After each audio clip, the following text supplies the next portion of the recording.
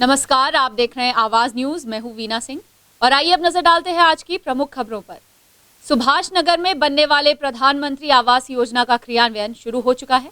निगम ने टेंडर जारी कर कॉन्ट्रैक्टर भी तय कर लिया है। इसी कड़ी में मेयर अजय तिर्की और नगर निगम की टीम ने मौके पर पहुंचकर निर्माण स्थल का जायजा लिया।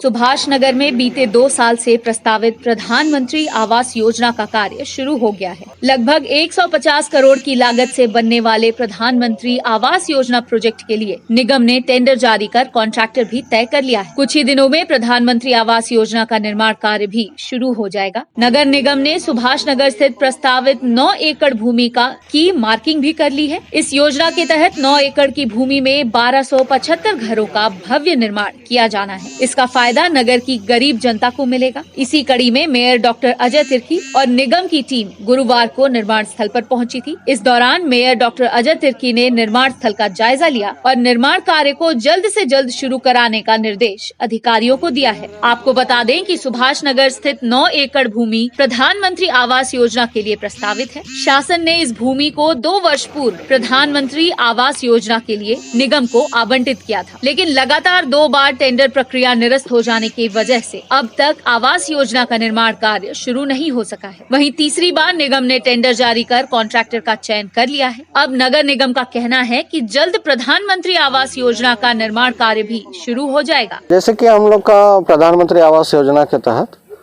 सुभाष नगर में जो हमें भूमि आवंटित हुई है 9 एकड़ की भूमि है, उसी के भाग में से हम लोग को 1275 जो सेक्टर बनाने हैं, उसी के तहत जो ज़मीन एक्वायर 2 साल पहले ही की गई थी। प्रधानमंत्री आवास के लिए 2 बार टेंडर कर चुके थे, कोई पार्टी नहीं मिल पाई थी। तीसरे बार में हमारे कॉन्ट्रैक्टर इसमें आए हैं और एक इतनी महती योजना है और गरीब लोगों के लिए एक बहुत बड़ी उपहार है। इसको पूरी तरह हमें करना है ताकि गरीबों को आवास भी मिल पाए। इसमें छत्तीसगढ़ शासन और सेंट्रल दोनों सेक्टर रहते हैं। इसी तारतम्य में मैं देखने आया था। ये टोटल 1275 क्वार्टर्स बनेंगे, वो मल्टी उस पे बनेंगे और बहुत बड़ा प्रोजेक्ट है और करीब 150 करोड़ का ये प्रोजेक्ट है पूरा।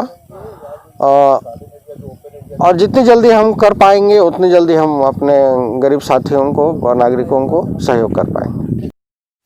खाद्य मंत्री अमरजीत भगत ग्राम बनेया में आयोजित एक कार्यक्रम में शामिल होने पहुंचे थे। यहां उन्होंने वेयर हाउस का उद्घाटन किया है। इस वेयर हाउस के बन जाने से आसपास के लोगों को इसका फायदा मिलेगा। खाद्य मंत्री अमरजीत भगत गुरुवार को हेलीकॉप्टर के जरिए रायपुर से अपने विधानसभा क्षेत्र सीतापुर पहुंचे थे। ग्राम बनेया में आयोजित एक कार्यक्रम में मंत्री अमरजीत भगत ने शिरकत की। इस दौरान उन्होंने वेयर हाउस का उद्घाटन भी किया। अमरजीत भगत ने कहा कि 5 करोड़ 50 लाख रुपए की लागत से बने वेयर हाउस का फायदा क्षेत्र की जनता सहित आसपास के जिलों को भी होगा। उन्होंने कहा कि 10,800 मीट्रिक टन की क्षमता का वेयर हाउस बनाया गया है। इस वेयर हाउस के बन जाने की वजह से क्षेत्र की जनता को रोजगार मिलेगा और चावल के रखरखाव में भी सुविधा होगी। आज 10,800 मीट्रिक टन का यहाँ पर गोदाम का आज उद्घाटन किया गया है, जिससे इस क्षेत्र के साथ साथ बगल वाले जिले का भी यहाँ पर चावल जमा हो सकेगा, जिससे यहाँ के लोगों को काम मिलेगा और पहले से ज़्यादा अनाज का भंडारण हो पाएगा। विशेष सत्र 27-28 को बुलाया गया है। उसमें केंद्र सरकार ने जो 3 कृषि बिल लाया है, उसमें किसानों का अहित हो रहा है। वो उसके प्रभाव से बचाने के लिए और किसानों के हित में नया कानून बनाने के लिए विशेष सत्र आहूत किया। शहर में दुष्कर्म का एक ऐसा मामला सामने आया है जिसे सुनकर हर किसी की आंखें शर्म से झुक जाएंगी। दरअसल एक पति ने पत्नी के सहयोग से एक युवती के साथ दुष्कर्म की घटना को अंजाम दिया है।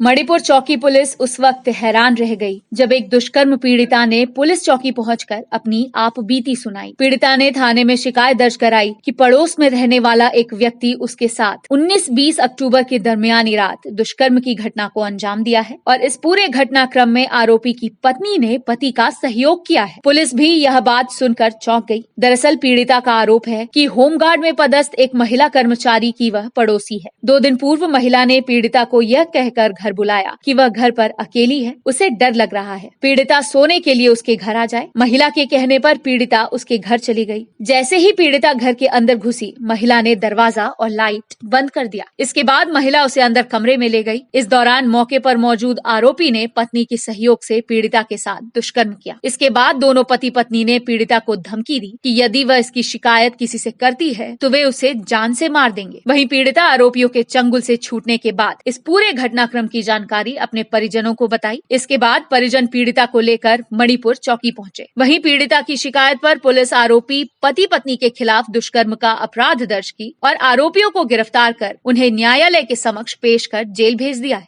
ये 19 और 20 तारीख की दरमियानी रात को हुआ है, जब पीड़िता पड़ोस में रहने वाले हैं, बिलासपुर चौक है हमारे मणिपुर चौकी क्षेत्र में। वहाँ पर पीड़िता को वहीं पास में रहने वाली एक महिला है, उन्होंने रात को बुलाया फ़ोन करके कि मैं अकेली हूँ, आप घर में आइए करके।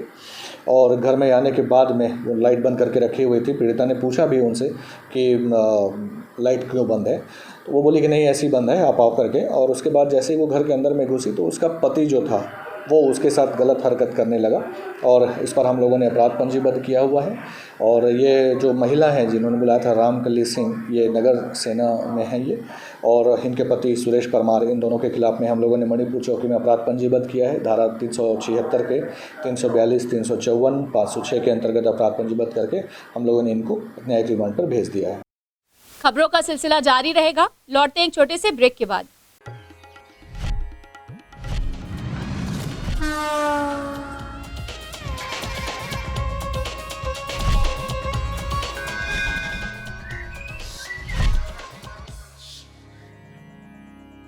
वीएम इंटरनेट सर्विस शहर का सबसे सस्ता high speed fibre internet service. 100 MBPS मात्र 700 रुपए में विद टैग। तो चाहे वर्क फ्रॉम होम हो या ऑनलाइन क्लास, याद रखें वीएम इंटरनेट सर्विस। अधिक जानकारी के लिए संपर्क करें Vande Mahamaya cable network, VM internet service, Alaknanda complex, प्रथम तल, अग्रसेन चौक, अंबिकापुर, सरगुजा। Mobile number 9111785555, 7440765555।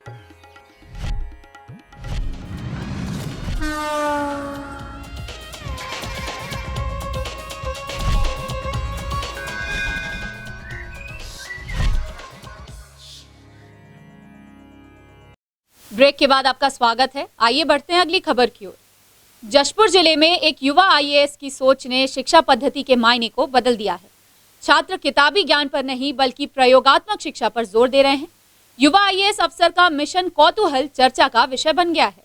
बगीचा और कांसाबेल क्षेत्र में युवा आईएएस एसडीएम रोहित व्यास ने एक नई शिक्षा पद्धति की परिकल्पना की और उसका नाम दिया मिशन कौतूहल। एसडीएम की सोच है कि तथ्यात्मक शिक्षा से परे हटकर प्रयोगात्मक शिक्षा पर जोर देना। जो बातें किताबों में पढ़ाई जाती हैं, उन्हें छात्रों के सामने प्रयोगात्मक रूप में प्रस्तुत करने से छात्र उसे खुद से जुड़ा हुआ महसूस करते हैं। इन युवा आईएएस अफसर ने खुद संजीदगी से अपनी देखरेख में इसे लागू कराया और आज मिशन कौतूहल राज्य स्तर पर चर्चा का विषय बना हुआ है। किताबी ज्ञान से परे उस ज्ञान के साथ प्रयोगात्मक रूप से सम्मिलित होना मिशन कौतूहल का उद्देश्य है। हाल ही में दौरे पर आए कमिश्नर और कलेक्टर ने इसे नजदीक से देखा और इसकी तारीफ। कमिश्नर ने इसे संभाग स्तर पर लागू करने की बात भी कही। प्रैक्टिकल बेस्ड शिक्षा पर आधारित मिशन कौतूहल के तहत सरकारी स्कूल के स्टूडेंट्स लगातार देखकर व प्रयोग कर सीख रहे हैं। इसी कड़ी में बुधवार को ग्राम पंचायत जुरगुम में मिडिल स्कूल के बच्चों ने गौठान में गोबर से कंपोस्ट खाद बनाने की प्रक्रिया को करीब से जाना और समझा। इस दौरान आईएएस ऑफिसर रोहित व्यास ने बच्चों को केचुए से कंपोस्ट खाद बनाए जाने का तरीका बताया। साथ टीचर्स द्वारा प्रायोगिक विधि से पढ़ाए जा रहे कई चैप्टर्स का अवलोकन किया। महिला स्व सहायता समूह की महिलाओं ने स्टूडेंट्स को गोबर से खाद बनाने की प्रक्रिया को समझाया और एसडीएम रोहित व्यास के मिशन कौतूहल की तारीफ। इस दौरान बीईओ एमआर यादव व संकुल केंद्र के समन्वयक उपस्थित थे। के तहत प्रदर्शनी के माध्यम से श्वसन और खाद बनाने की प्रक्रिया को आसानी से समझ पाएं, इस तरह से पाठ को समझना आसान लग रहा है। आज मिशन कौतूहल के तहत एसडीएम साहब के मार्गदर्शन में यहाँ बच्चों के सामने विज्ञान प्रदर्शनी का कार्यक्रम रखा गया था, जिसमें बच्चों को श्वसन तंत्र से संबंधित और खाद बनाने की प्रक्रिया के संबंध में प्रदर्शनी के माध्यम से समझाया गया।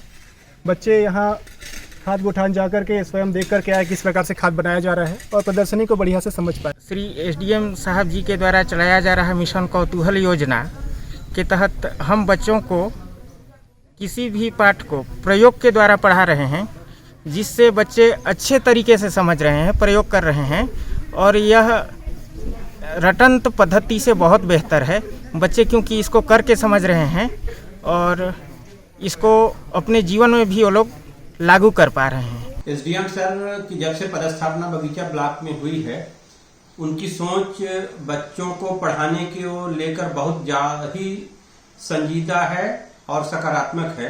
उन्होंने लगातार सीएससी को और हम लोगों को प्रेरित किया कि हम लोग ब्लैक बोर्ड पर जो चीज़ें बच्चों को बताते हैं उसमें वो सारी चीज़ें बच्चों को बहुत अच्छे से समझ में नहीं आती है। यदि उसी चीज़ को हम प्रयोग के तौर पे प्रैक्टिकल के माध्यम से सामग्री को दिखा के बच्चों को समझाएं तो बच्चों को अच्छे से सारी चीजें समझ में आएगी और बच्चों का कॉन्सेप्ट। सरगुजा पुलिस अधीक्षक के निर्देश पर जिले भर में पुलिस द्वारा नशे के खिलाफ ताबड़तोड़ कार्यवाही की जा रही है। इसी कड़ी में उदयपुर पुलिस ने फिर 390 पाव अंग्रेजी शराब के साथ 2 आरोपियों को गिरफ्तार किया है।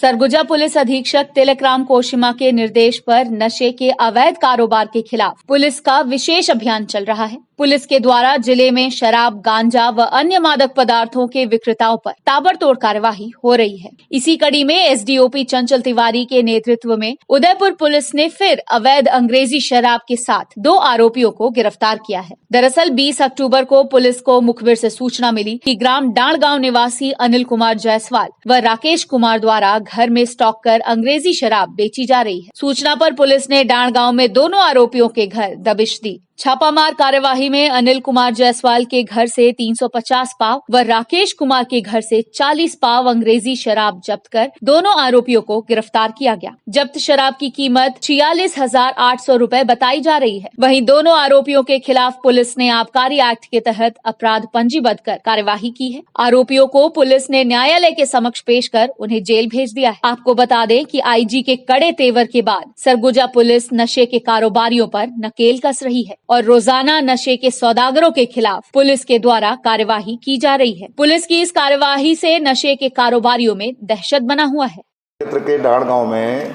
यह खबर आई कि मध्य प्रदेश से अंग्रेजी शराब लाकर यहाँ खपाए जाने और बेचे जाने का प्रयास किया जा रहा है, जिस पर हमारी टीम के द्वारा वहाँ दबिश दी गई। दबिश देने पर अनिल जायसवाल और राकेश कुमार के पास से 7 पेटी अंग्रेजी शराब जो कि गोवा ब्रांड का है वो जब्त किया गया है और इनके खिलाफ आबकारी एक्ट के तहत कार्यवाही करके इन्हें नियमानुसार जेल दाखिल किया गया है। लगभग इसकी कीमत 50,000 रुपये का बताया गया है। हालांकि ये लोग अलग अलग समय में उसको बेचते हैं। जिस समय लोगों को शराब की ज़रूरत होती है, रात में 11 बजे जब दुकानें बंद हो जाती तब भी, तो इस तरह की खबरें आ रही थी, जिस पर हमारी टीम लगातार उस क्षेत्र में दबिश दे रही थी। 1-2 दिन पहले भी बाहर से लाया गया अंग्रेजी शराब वहाँ पे जब्त किया गया था, तो हमारी टीम लगातार इसमें कार्यवाही कर रही है। गांधीनगर थाना क्षेत्र अंतर्गत एक मारपीट का मामला सामने आया है, जहां एक व्यक्ति के द्वारा अपने कुछ साथियों के साथ मिलकर एक दुकान संचालक के घर में घुसकर मारपीट की गई। वहीं घर में रखे सामान को आरोपियों द्वारा क्षति भी पहुंचाई गई।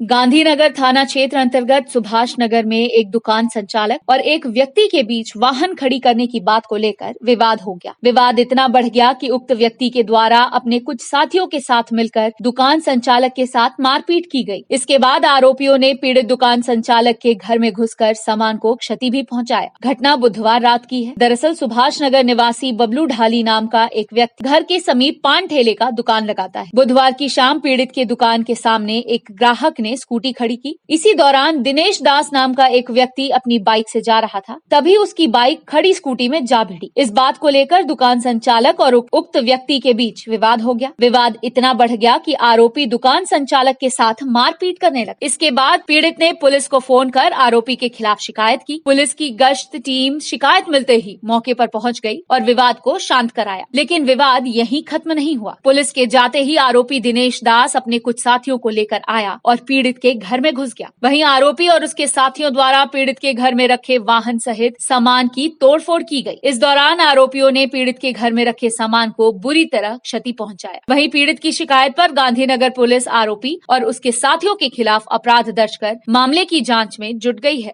मेरा दुकान यही है और मैं यहाँ पाउच पेटी सिगरेट सब बेचता हूँ। हाँ, पप्पू पेन का और उनका नाम है दिनेश दास। वो आए, उधर से आई, एक गाड़ी खड़ी थी, वो आके सामान ले रहा था और वो सामने से आके उस गाड़ी में ठुका गया।